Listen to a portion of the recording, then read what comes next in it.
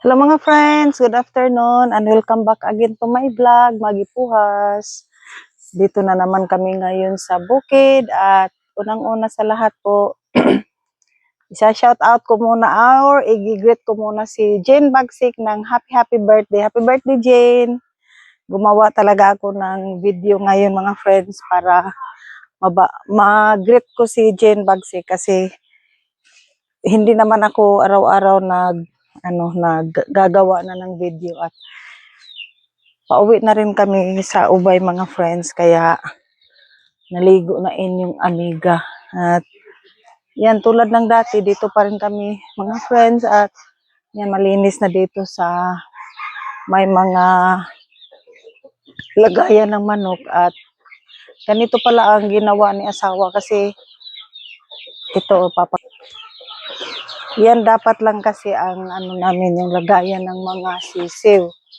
Tapos ito, 'di ba? Ito yung nag-DIY na lang si asawa mga friends kasi dapat gagawa na naman siya ulit ng tangkal o kulungan ng manok ba. Pero yan, nag-DIY siya, naisip niya tong kulungan ng baboy na gagawin na lang muna ng kulungan ng mga manok kasi sa ngayon hindi muna kami bumabalik sa pag-aano ng mga baboy dahil may ASF at ito na pala yung mga friends, yung 23 ka mga sisiw yung nanggaling dyan, yan nilipat na dito para sila, para maluwag na sila. Di na yan sila makawala dahil kanina inano na yan ni asawa wala na siya ditong laman at yan, malalaki na rin yung mahigit 30 piraso na sisiw mga friends. Yan. Update ko lang yan sa inyo. At dito naman, ito ang pang-lima tong kulungan dahil limang kwarto, yun na yung pang-apat, nandyan na. Tapos yung pangatlo, wala pang laman. Tapos yung mga pugaran, aywan ko ba, yan, inarrange nila kanina. Pinaglilipat dito at dito yung mga sinibak na kahoy, inayos. Dito yung stock room, yan. Itutur ko lang kayo sa aming munting kulungan ng manok. Isara muna natin to kasi baka makawala tong mga manok.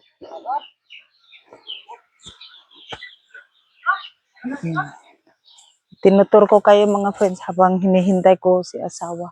Kasi nilagay nila yung yung meat ba? Yung nakakatulong rin to pag sa init. Tapos diyan kasi naiinitan yung si Boss at saka si Marcos kaya may bakante pa namang isang meat kaya ilagay mo na para hindi na sila mainitan. Ang daming kahoy mga friends. Oh.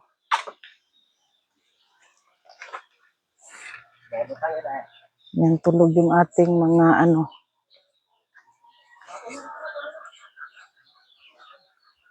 At ito naman mga friends, may na harvest kaming mga ampalaya at yun may papaya dadalhin namin sa Ubay at ito sili, maraming sili kaya ibibigay ko to sa aking pamangkin.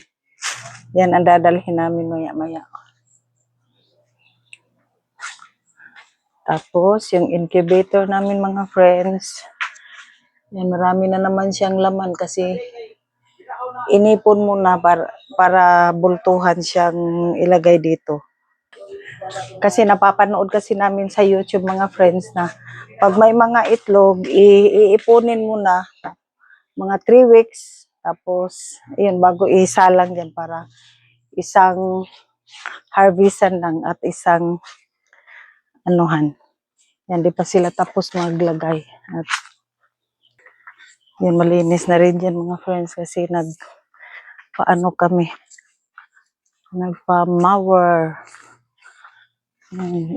Dito yung kabilang lalagyan ng mga itutur ko kayo.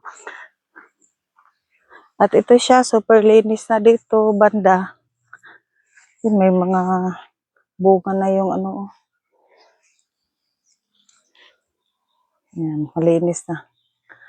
Super linis na ng loob kasi may nagmower kanina tapos hindi ko binidyohan dahil pati sounds ng mower mga friends na copyright.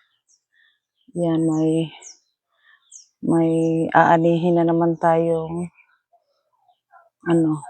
latundan mga next week.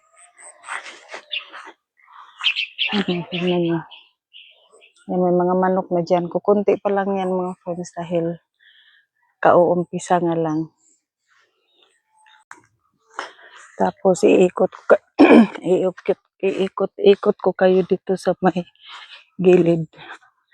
Yan na, na rin yung mga mulberry mga friends. Buhay na rin yung iba. Kasi pinalagyan namin dito ng mga mulberry. At dito, yan, malinis na siya. Tapos may mga saging na namang mga bunga, yan mga saging. Daming blessing mga friends. Yan, at saka yun, yung pabo namin super maldito. Yan, ang pabo. Yan, nakakarating na sila dito dahil sa sobrang laki nitong space. Dati, maano pa siya, madamo. Yan, tingnan niyo yung mga friends. Ang ganda na tingnan ng mga manok, hindi pa nga sila marami. Diyan yung lalaking pabo. Ang dami ng itlog niya mga friends kasi nung nabili namin yan, may dala ng itlog tapos tuloy-tuloy lang ang pangingitlog kaya dumami na yung sisiw namin sa pabo. Yan, tuloy tayo. Iikot tayo dito mga friends. Papakita ko sa inyo kung yung lawak ng pwesto. Yan. Hanggang dito yan. Yung lagayan ng manok. Tapos, iyan, umikot lang ako dito mga friends. Yan, dyan, doon ako galing, tapos umikot ako dito. Yan, doon na sila asawa. Hindi pa sila tapos sa kanilang ginagawa.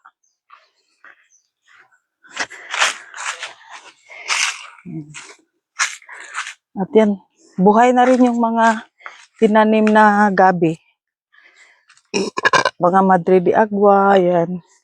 At itong Madre de Agua mga friends, sinasama to pinakasnak sa mga manok. Yan, ang linis na Dati hindi yun nakakarating yung pabo dyan. Yan, tignan niyo. Tsaka buhay na rin yung ibang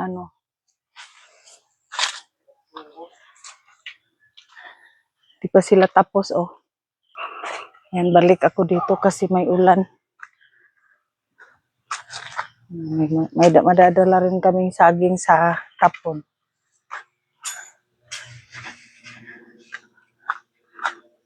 Tapos, dyan mayroon namang yan, latundan, 2 bulig. Hindi lang namin yan dadalhin sa tapon mga friends kasi sa birthday ni Ali yun, yung apo namin, dito i-celebrate sa bukid. Yan, kasama yan sa ihanda ng birthday ni Ali. Keep on watching lang. At ito mga friends, tapos na akong mag-ikot doon sa bagong pinalinis na na lagayan ng mga manok at yun, sila asawa hindi pa sila tapos. At yan, malakas na yung boses ko mga friends kasi gamit ko na pala yung mic.